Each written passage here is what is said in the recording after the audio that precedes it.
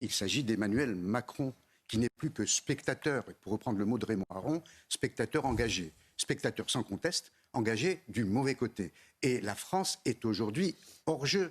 Quand on a entendu la déclaration du président iranien samedi, quand il a dit de toute façon, quoi qu'il arrive, on continuera notre programme nucléaire. Et dans le même temps, si j'ose dire, Emmanuel Macron continue de vouloir négocier avec ce régime. Vous savez, Trump, avec ses outrances, parfois cash, parfois trash, pratique ce que Kissinger avait théorisé, la réelle politique. Emmanuel Macron, si j'ose cette expression anglo-saxonne qu'il affectionne, lui, il est dans la dream politique. La politique rêvée, et Judith a raison, telle qu'il voudrait l'avoir. Il est hors jeu, définitivement. Il n'a pas le logiciel que devrait avoir un diplomate chevronné.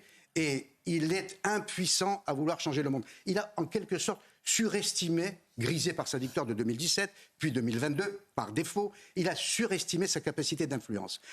Privé de cette influence sur la scène intérieure, désormais depuis la dissolution, il a essayé d'influencer le monde. On voit le résultat, moqué par Trump, humilié par Poutine, ignoré par les Iraniens, devancé par le chancelier allemand qui, lui, ose dire les choses, avec un Premier ministre britannique qui se pose aussi en rival de Macron. Quel gâchis! Quel gâchis pour lui, quel gâchis pour nous. Quand Trump se moque de Macron, il se moque de vous, de moi, de nous, de la République française.